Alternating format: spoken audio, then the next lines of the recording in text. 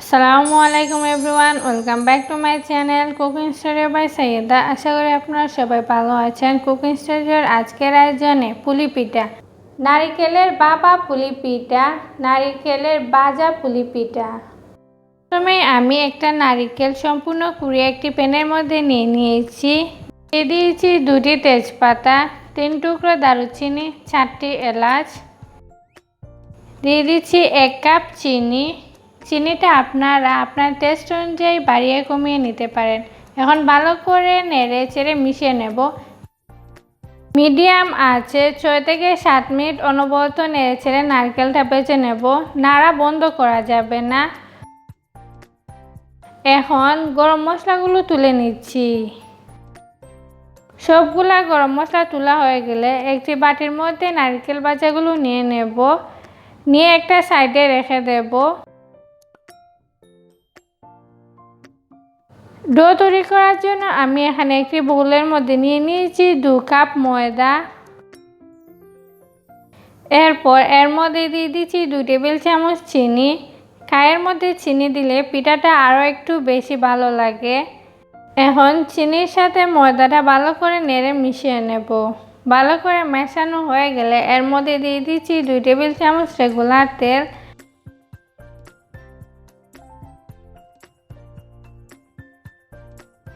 এখন অল্প অল্প করে নর্মাল পানি দিয়ে একটা সফট ডো তৈরি করে নেব। ডোটা বেশি শক্ত বা নরম হবে না, মিডিয়াম থাকবে। পানিটা আপনাদের পরিমাণ মতো অ্যাড করে নেবেন। ভালো করে কাইটা মাখানো হয়ে গেলে এরপর আবারও দিয়ে দিয়েছি 1 টেবিল চামচ রেগুলার তেল। এখন আরও 1 মিনিটের মতো কাইটা মাখিয়ে নেব।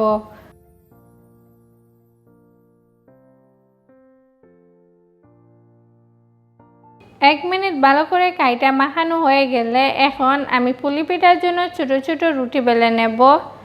আজ আমি আপনাদেরকে 2 ধরনের পুলি পিঠা তৈরি করে দেখাবো, ভাজা পুলি পিঠা আর বাবা পুলি পিঠা। এই পুলি পিঠা এয়ার কন্টেনার বক্সে ভরে 1 মাস পর্যন্ত ডিপ ফ্রিজে সংরক্ষণ করতে পারবেন। পুলি পিঠার জাজের পরিমাণ মতো আমি খাইটা নিয়েছি, সেই পরিমাণে আমি একটা রুটি বেলে নেব। আপনাদের জাজটা যদি আরও বড় হয় তাহলে আপনারা এর থেকে আরেকটু বড় করে রুটি বেলে নেবেন।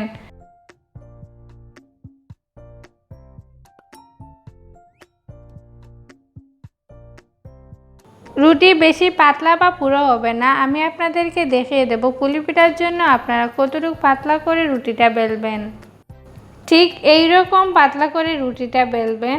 পুলি পিঠার জন্য রুটি 1 টাকার কয়েনের মতো পাতলা হবে। এখন আমি রুটিটা পুলি পিঠা জাজের মধ্যে নিয়ে নিয়েছি। এর মধ্যে দিয়ে দিচ্ছি 2 চামচ পরিমাণ নারকেল ভাজা। আপনারা আপনাদের পছন্দ মতো বাড়িয়ে কমিয়ে নিতে পারেন। আমার একটু বেশি ভালো লাগে, নারকেল একটু বেশি হলে খেতেও ভালো লাগে।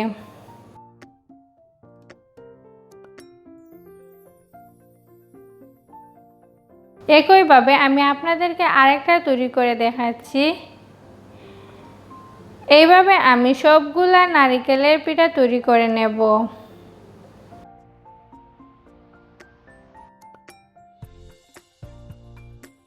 পুলি পিঠার জন্য আরও অনেক রকমের জাজ পাওয়া যায়, আপনারা সেগুলো দিয়েও তৈরি করে নিতে পারেন। আমার সবগুলো পুলি পিঠা তৈরি করা হয়ে গেছে। পুলি পিঠা ভাজার জন্য আমি এখানে তেল নিয়েছি।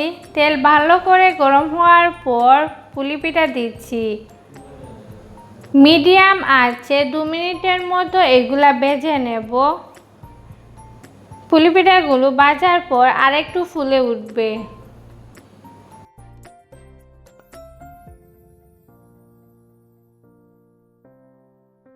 পুলি পিঠা ভাজতে তেমন বেশি সময় লাগে না, খুব তাড়াতাড়ি ভাজা হয়ে যায়।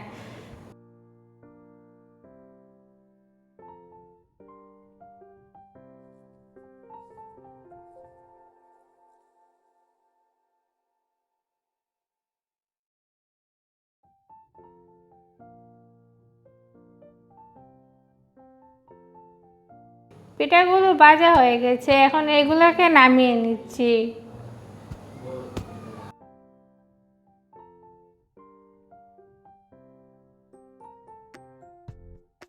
এখন আমি বাপা পুলি পিঠা তৈরি করব।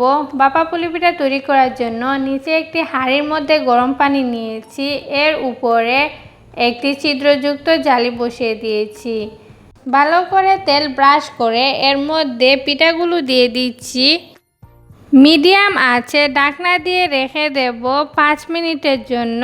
5 মিনিট পর পিঠাগুলো ভালোভাবেই সিদ্ধ হয়ে যাবে।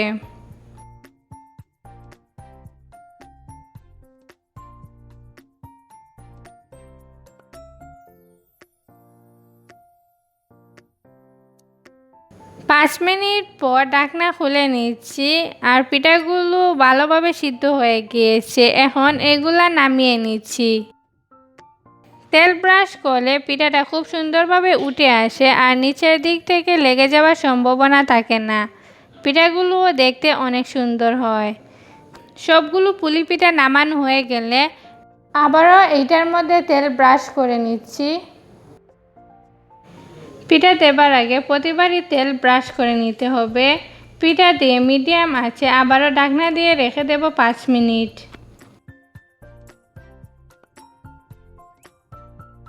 5 মিনিট পর ঢাকনা খুলে নিচ্ছি। পিঠাগুলো ভালোভাবেই সিদ্ধ হয়ে গিয়েছে। এখন এগুলা নামিয়ে নিচ্ছি।